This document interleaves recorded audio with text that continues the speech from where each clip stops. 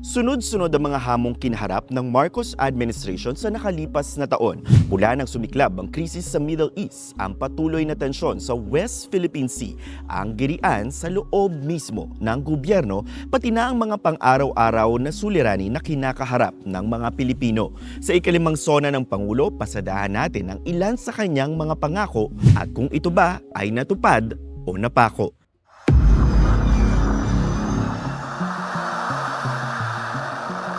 The United States military began major combat operations in Iran. Maagang sinubok ang Marcos administration ng isang pandaigdigang krisis, ang pagsiklab ng giyera sa gitnang silangan sa pagitan ng Estados Unidos, Israel at Iran. Ang bakbakan nagresulta sa pagsasara ng Strait of Hormuz, isang makitid na waterway na sakop ng Iran, Oman at United Arab Emirates. Dito dumaraan ang 20% ng global oil supply. March 23, nagdeklara si Pangulong Bongbong Marcos ng State of National Energy Emergency. Paspasan din ang paghahanap ng gobyerno ng mapagkukunan ng supply ng langis habang walang habas ang pagsirit ng presyo ng gasolina, diesel at kerosene. Kaya naman isa sa mabilisang itinulak ng Kongreso ang pagbibigay din ng kapangyarihan sa Pangulo para pansamantalang isuspinde ang excise tax. Mga kababayan, ang Pilipinas at ang buong mundo ay kasalukuyang nakakaranas ng epekto ng giyera sa gitnang silangan. Kapag may kaguluhan sa rehiyong iyon, gumagalaw ang presyo ng langis, gumagalaw ang presyo ng kuryente, gumagalaw ang presyo ng lahat ng bilihin. Bumuo rin ng isang Interagency Crisis Committee o mas kilala bilang UPLIFT na siyang magbibigay ng mga pansamantalang tulong o ayuda. Nasa 7.5 million household o higit 37.5 milyon na mga Pilipino ang inasahang makikinabang dito. Ito na nagsimula itong distribution. Alam naman ninyo ang nangyari, nagkagera sa Middle East, doon sa pinanggagalingan ng langis, nagtaasan ng presyo ng langis, tinamaan ngayon tayo. Wala naman tayong kinalaman doon sa gera na yan. Habang walang humpay din ang pagpapauwi sa mga Pilipinong naiipit ng digmaan.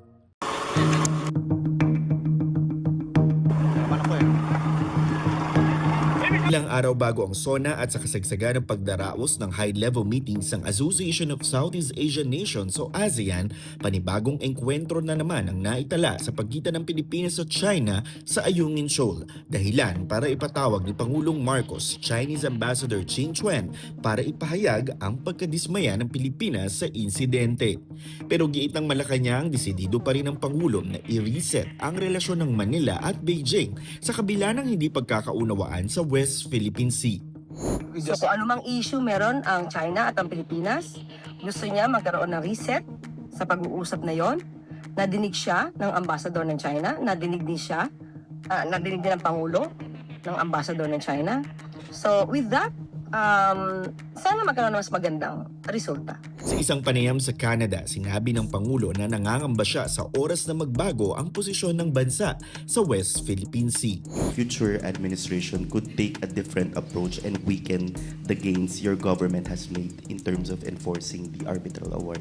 Well, of course, it's a very important issue for the Philippines. So if you're asking me if I'm worried that the policy of the Philippines will change after I leave office, of course I am. Yung nakaapekto rin ang mga gusot sa ibang panig ng mundo sa chairship ng Pilipinas ng regional bloc na ASEAN. Kaya ang ilang meeting ginawang online at ang tema sumentro na sa energy crisis, food security at sitwasyon ng mga migrant worker. Pero ang Marcos admin may mga hamon ding kinaharap sa loob ng bansa. Una, ang tanong sa tunay na lagay ng kanyang kalusugan. Umabot pa sa puntong kinailangang mag-jogging sa Malacanang ng Pangulo para patunayang hindi siya lubhang nagkasakit. Anyone who are saying that I am sick, that they come and exercise with me. We will see who is stronger. You come to the gym with me. Tingnan natin kung sino mas malakas magbuhat ng weight. Lumala rin ang hidwaan ng Pangulo at kanyang mga kalaban sa politika. Isang ulo lang naman ang kailangan namin, ang ulo ni Bongbong Marcos! Wala tayong nakikita na ginagawa ng administrasyon. Siya rin ang idinidiin na pasimuno ng flood control scandal na una niyang isiniwalat sa kanyang ika-4 na SONA. Kung talagang racket ko yun, ba't ko sisirain yung racket ko?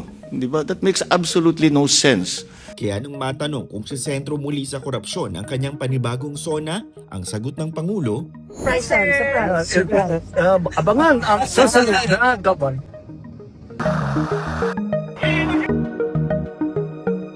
sa huling 2 taon ng Marcos administration, ang magiging sukatan at pamantayan ay hindi ang lakas ng palakpakan kung di naramdaman ba ang mga programa, proyekto at pulisiya ng taong bayan. Para sa impormasyong napapanahon at on-demand, Tristan Udalo, Newswatch Plus, Malacanang.